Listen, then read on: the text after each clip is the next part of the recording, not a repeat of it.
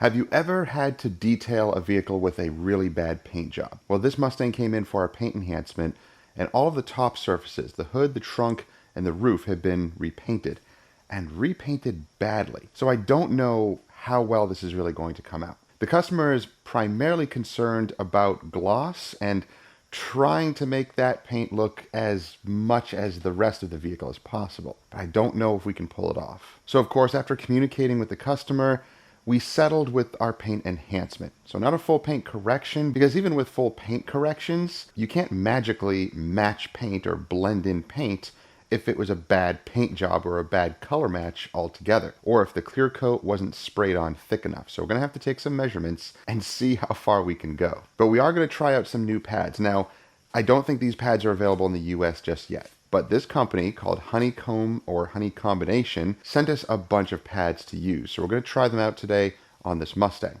Now I think Honey Combination is trying to make their way into the US, so I don't know if Car Supply's warehouse or any other store is going to pick them up or not, but I have heard that they're really good pads, so I'm excited to try them out today. So they came from overseas because they're in the UK, and they came in this box, and I kind of forgot that they were coming, and I had no idea what this big box wrapped up in plastic was. It was pretty light, and when I opened it up, it was full of polishing pads. So we have everything from little 3-inch pads. Oh, we even have some of their cutting and polishing compounds as well. We have their short wool pad, which is like their heavier cutting pads. Wow, we have a lot in here. We have these 50-50 style, like Eurofiber style cutting pads as well, called two-face fiber. We have their ultra cut wool pad, so like these really long fibers on this pad. And then we have some of their foam pads. So it looks like they actually label here the colors and the aggressiveness of the pads. Thank you. I like that they do that on each of the packages as well. So we have their one-step orange. This might be my go-to because I love the medium one-step type pads. You know, I'm a fan of Lake Country and Buff and Shine orange pads, and that's what these feel like. The blue ones are a cutting pad, so a little bit of a firmer, denser foam. Oh, cool. We have this little wash sponge, a combination sponge that's called. So you have this waffly weave on this side, flat on this side, and it has like a foam interface in the center, but it seems really, really soft. Yeah, it's very, very soft. That's pretty cool. I'm not a fan of these types of wash mitts. Oh, this is actually split like this. Really nice. I'm not a fan of wash mitts like this, but for rinseless washes, yeah, they can work really well. Oh, I got a bunch of those. So with each of the 5-inch pads that they sent me, because I told them I use 5-inch or 5.5-inch the most. So they sent me some of those, and then they sent me some of the 3 inches. So I believe with each of the different pads here, we have their corresponding 3-inch pads. Little 3-inch microfiber disc called the Beast. Pretty cool. Now their white pad is their heavy cutting foam pad. Usually white is the middle type of pad, at least with Lake Country and Buff and Shine. So every company is going to label their pads differently and have different color combinations with their pads that mean different things. So you just have to figure out what the company shows as to their cutting ability on there. So if you're going to be trying new pads, just make sure to not just think that all the colors across the board on all polishing pads is the same density and the same aggressiveness. It's going to change somewhat. Oh, here's the Beast cutting pad that corresponds to that other little 3-inch one. And then we have their black finishing pad, or it's kind of like a gray, but this is their final finishing pad. So we have everything on their list here: the white, the blue, the orange. Oh, the green. I don't see the green, but that's okay. I don't want to overcomplicate things anyway. I usually only use maybe like 3 types of pads: the medium orange pad, or a medium cut foam pad, a heavier either wool or microfiber cutting disc, and then a finishing pad. So those are really the 3 that I look for. So everything that's kind of in between that, I kind of skip because I find it, I don't know, kind of obsolete or unneeded. But everybody has their favorite pad, because sometimes if they work with a certain pad, they learn to work with it and it works with their technique, their polishing method. So it's not about what the best pads are, it's kind of what fits your technique and your method. So keep that in mind as well. You may have used these pads before, or if you use other pads, let me know down below. What are your favorite polishing pads? Whether it's a company or a type of pad, doesn't really matter. Just let me know what you use the most and what gets you the best results. So we're going to use these today. Not all of them, of course. We're going to pick probably the orange. We'll start with this one. And then if we need to bump it up, we'll bump it up to one of these cutting pads, either the two-face, the short wool pad, or the other longer wool pad cutting. We'll just kind of test it out and see. But thank you, Honeycomb, for sending us those pads. I really do appreciate it, and I hope you guys can find a store in the US to be able to sell these, because I have heard of a lot of other UK detailers who use these, and they really enjoy them. Now, I don't know if I'll get to use these today. I might try them out, but these are their 3-step polishing. They have their cutting compound, their polishing compound, and then it looks like they're finishing. Yeah, they're finishing. So they're all called compounds. But of course, they tell you the cut and the gloss, the finish meter on here as well. Now, again, just to reiterate, the company is called Honeycomb, but it's kind of a play on words. Honeycomb or honey combination. So let's get started with this detail. We're going to be doing our usual method on here, but for the past couple of weeks, we have been using Jimbo's Super Soaper as the pre-wash. And we're doing it dry on vehicles, and we're doing it as a test for as many vehicles as we can to see if it's actually a viable option against our usual APC method.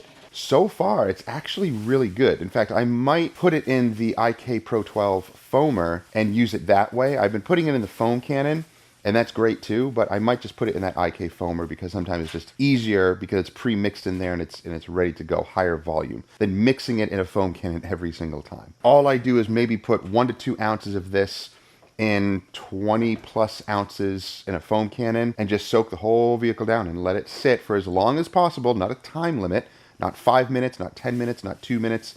It's whatever it needs. Right now it's overcast, it's cool, so I could let it sit on there for as long as possible. When I start to see it dragging off the paint and just starting to dry, that's when I'll go ahead and rinse it all off. But if you're working in direct sunlight on a hot day on, say, a full black vehicle that's hot to the touch, you may not have 5 minutes or 3 minutes or even 2 minutes or maybe not even 1 minute.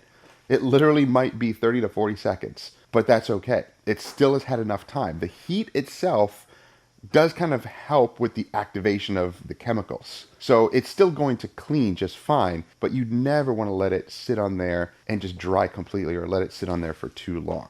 So this will be our pre-wash, and then for our normal auto wash, basically, we're going to be using the next level auto shampoo. So yes, it's kind of a 2-step method. That's our process. That's our standard operating procedure. If you don't have a standard operating procedure in place, especially if you're a new detailer, then check out the new podcast that I have. I will have links down below or put it up in the card.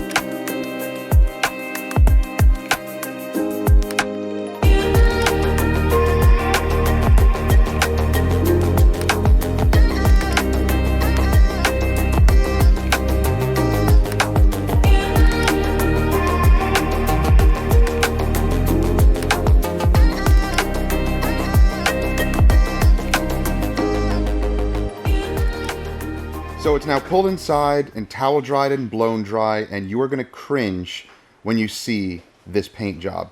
And I, again, still don't know what I'm going to be able to do for it. I do have my paint thickness gauge here. I'm going to take some readings, and I know this is the original hood. Now I know that this hood has been repainted because it is like triple the thickness of what it should be. The rest of the paint, the factory paint, is normal. See? 5 mils. Now some of it does get below 4 mils, like here on the door. So somebody attacked this door a little bit too much. But then we have all the top surfaces that are in the, you know, triple digits that are into the double digits. But look how bad this is. This right here is just poor clear coating. They didn't go all the way up to the edge and lay a nice even thick layer here. So it left it what I call dry clear coat. So it's stippled to the point where it's absolutely no gloss. It looks horrible, and most of the top surfaces here are just unfixable. I can't do anything about it. We have huge fisheyes and dust nibs, tons of imperfections. It's just really, really bad. Huge scratch there. Lots of etching, and also where it comes up to the point here, you can see that it's starting to bubble and crack. And unfortunately, this was repainted, and as we were washing it, look what happened. It started to peel apart, so we had to be really careful around this area.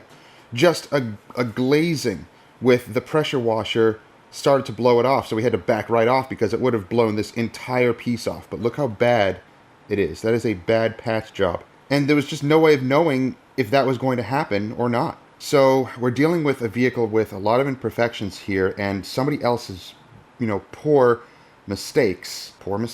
So this is going to have to be repainted. And eventually, all the top surface.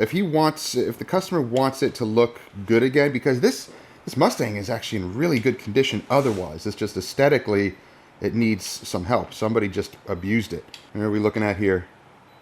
In the 5s, in the high 4. Yeah, I mean, that's okay. But look at this. This is horrible.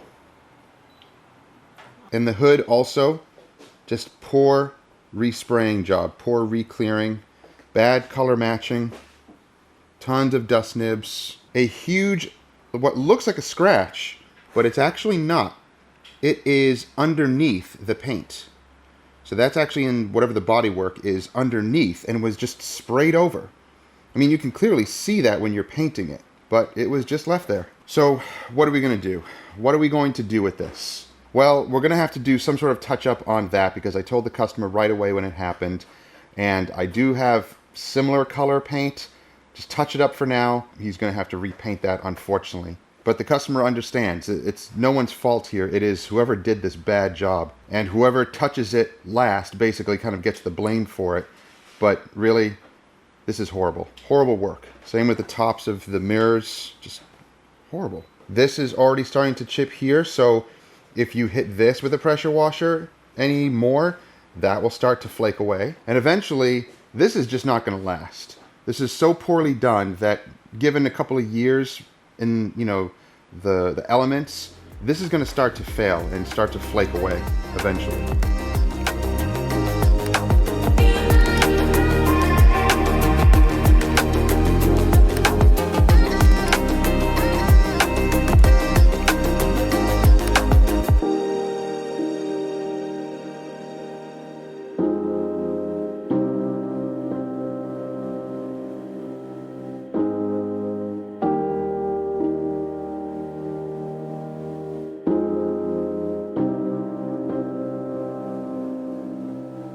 So 2,000 and then 3,000. I'm just doing this area just to test it. It looks pretty even, looks pretty decent.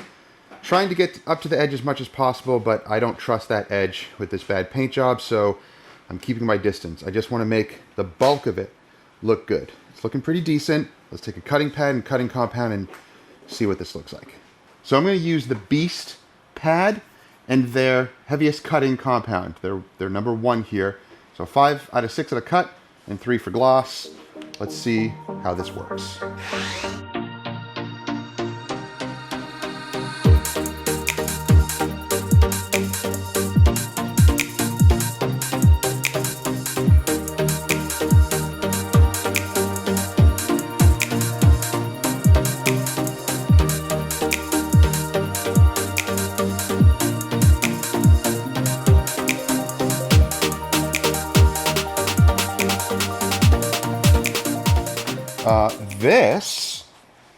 Okay, I'm very, very happy with this.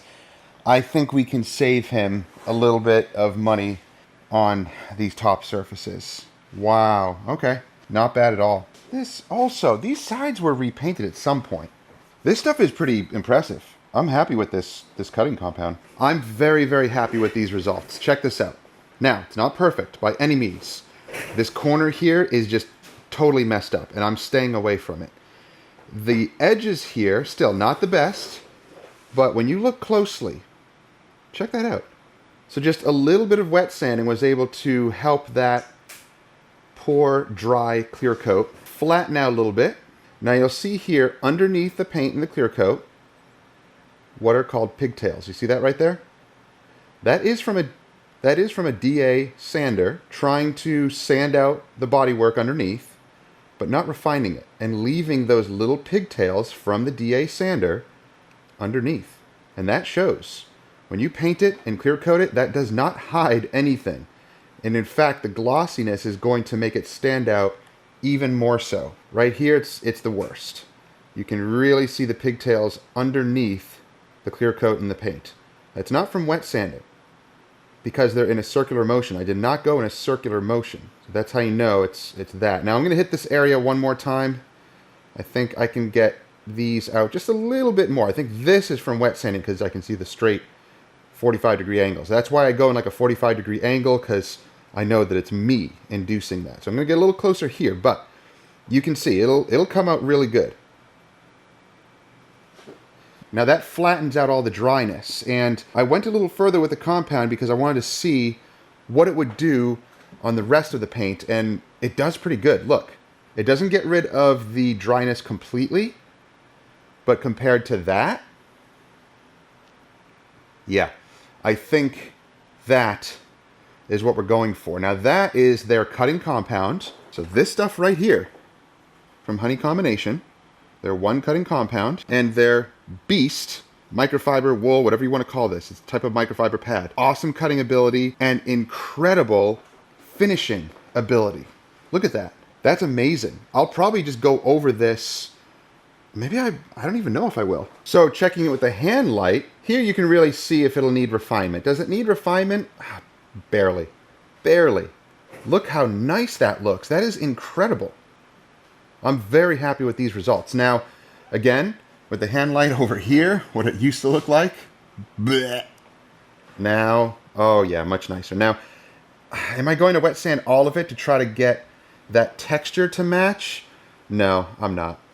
The hood, I might have to go a little bit further. It's the largest area. It's the worst. Look at the color difference. I mean, I can't do anything about the color difference, of course, but I want to match the texture as much as possible. Eventually, this is going to have to be repainted. I'm just buying him a little bit of time because I know I would hate looking at this, and I'm sure he hates looking at this and how bad it looks. But this, I'm just so happy that it came out this good. Not perfect, but a huge difference. All right, I'm going to continue, and let's do some test portions on the hood. However, Wifey is now working on this side. She's doing all the side panels. I'm going to concentrate on the top panels, and she is using the orange pad with the 2 polishing compounds. So this is middle of the road, 4 out of 6, 4 out of 6.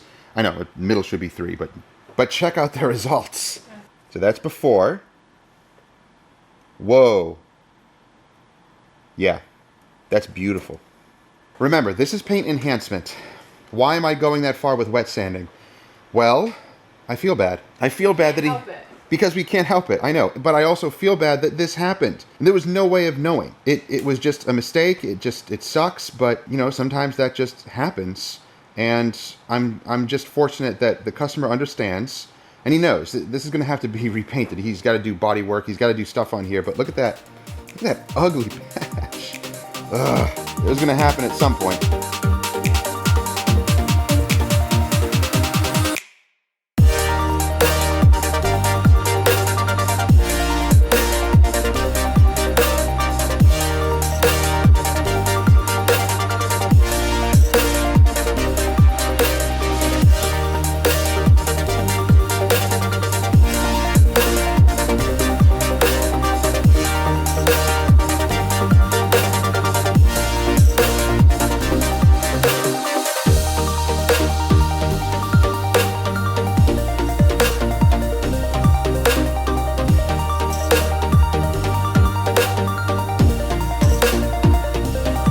So with wet sanding, we're able to make an incredible improvement. Now, is wet sanding, cutting, and polishing going to match color? Of course not. But it is going to match relatively well to the rest of the texture. And the texture definitely catches your eye. But look how nice that looks. Now, remember that weird scratch that's underneath the paint in the clear coat? No, it's still there. But look how nice the paint looks. This is wet sanded with 2000 and then 3000. And this is original. So this is what it looked like before. That's what it looks like now. Okay. Again, why are we going to this degree? I'm probably undercharging for this. But again, sometimes you win, sometimes you lose on certain jobs. Because I looked at this job at first and I told the customer, I really don't know how much I can do here. This is a bad paint job. I'm just going to polish it to gloss it up. But after doing that test spot up there, wet sanding it, it came out so good that why not? Now, this is totally up to me. Am I losing money here? Maybe a little bit, but you know what? I'd rather make the customer happy that I'm saving him a little bit on this, where he won't have to paint these anytime soon. He will have to paint that rear section. But look how good it's coming out. When he sees this, this is what's going to matter. From a distance, look how awesome it looks. You barely notice the color difference. Sometimes people don't even notice that. They just notice how bad the paint looks like this. So I'm going to keep going. Hopefully this hood will be a dramatic change from what it looks like now.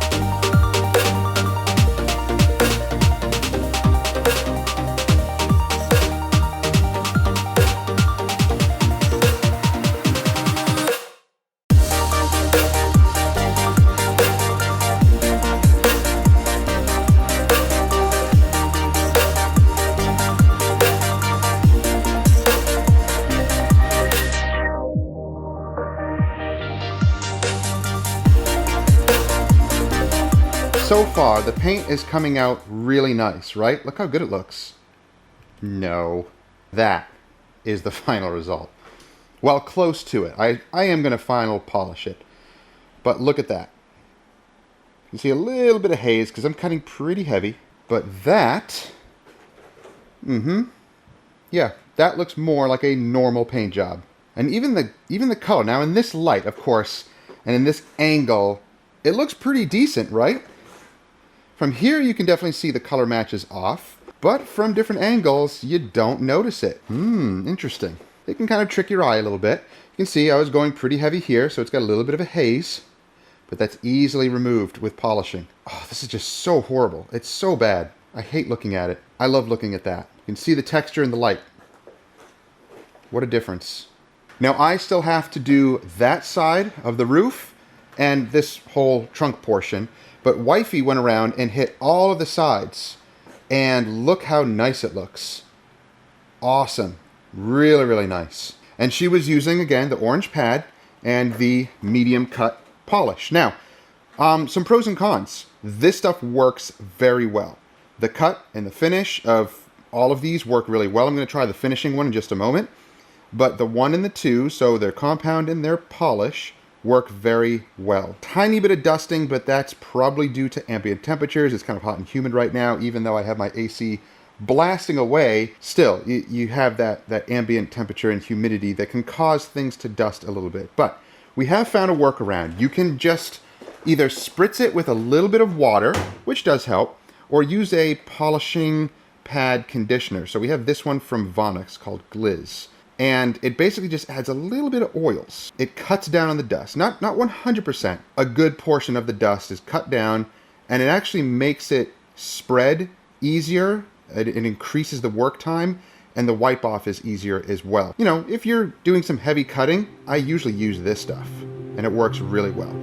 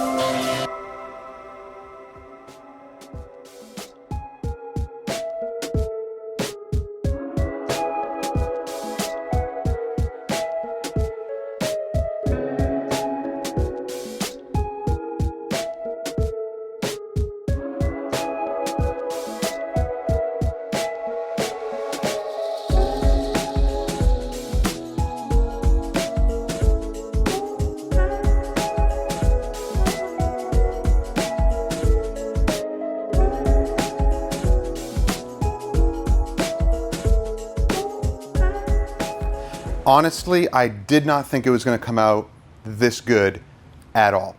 Granted, it's not perfect by any means. It's a bad paint job.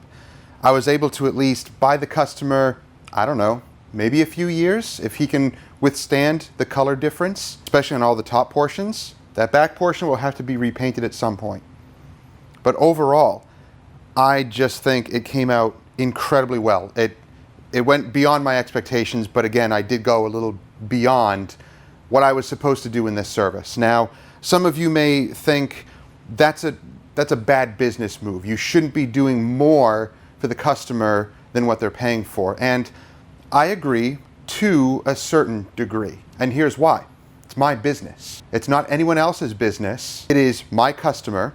And if I can produce results like this to make him happy because I know he's going to have to put money into it later anyway, I'd rather gain a customer that is going to be happy with our work because we just went a little above and beyond. Did we lose money? Not really, because I do one vehicle a day anyway, so it's not like I can fit any other work in here. And if I was to charge any more, well, he probably wouldn't be happy and he wouldn't come back, or he would not have even accepted the price if I was to go any higher. So there's a balance to be struck here. And it's really up to you to decide for your business. You make the call. Don't let anyone else make that call for you. No one has the right to tell me that I did something wrong here or that I shouldn't have gone this far, I shouldn't have done this or that. That is not for anyone else to say. It is my business. I choose what I need to do for my customers. And I've made a lot of good customers that way, and I've made a lot of customers happy because we just went a little extra for them. So keep that in mind. Never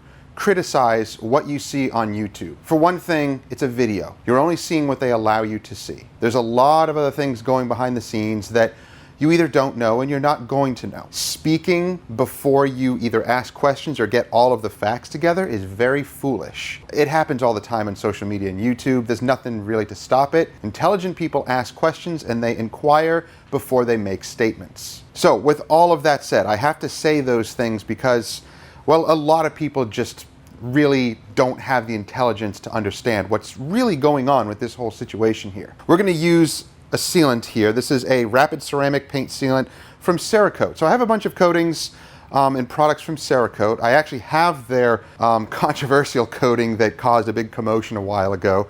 And yeah, I'll try it. It's totally fine. And again, I really truly believe that any type of paint protection is only as good as you maintain it. You cannot slap something on, do nothing on the vehicle, and then expect it to last. Or, depending on your variables and your demographic and where you are, will really, really make a big, big difference. Because some people have been happy with the coating, others have not been, and some are just saying things because of what they see on YouTube without really even testing it for themselves. So I don't buy into any of that garbage. I'm going to try it for myself, and that's what I'm going to base my judgments on, not off of any other people's videos or what people say. Because I use a lot of products and tools that some people don't like or they think don't work well or they're cheap or whatever it is. They work well for me. I can produce results like this. So let's continue and seal this entire thing. It is looking incredible. So with the paint sealant, they do say to spray it onto the paint. Sorry, I'm just not a fan of that. I like to spray it onto the towel myself. That's just my personal opinion and my way of doing things. And I feel that it controls it a lot better. And just like any other typical type of spray coating, you apply it, you work it in, you flip the towel, you wipe it off. And instantly I do feel a lot of slickness. Is it glossy? I mean, it already looks glossy, so is it going to add more? Probably, but can my eye see it? I don't know. Maybe, maybe not. Maybe some people can see it. Gloss and shine is so subjective and really due to lighting, whether poor or great lighting. That's really what gloss and shine is dependent on, because without lights, you won't be able to see anything. So the temperature of the lights make a big difference.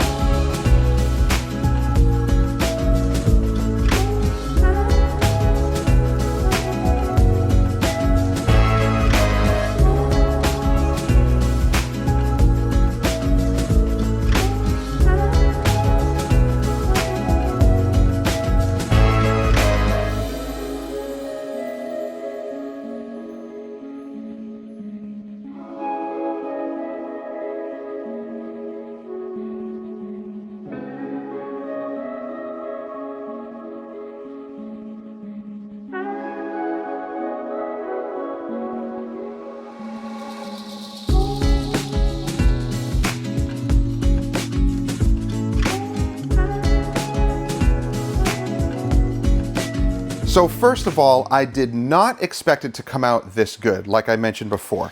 I also didn't expect to use the compounds and the polishes that came with the honey combination pads. I started using them and then just continued using them because they just worked. So good job. They worked great. All I used was the 1 and 2. I actually didn't even get to use the finishing product at all. I just used 1 and 2, and I only used 3 pads for the whole car. I know. You know why?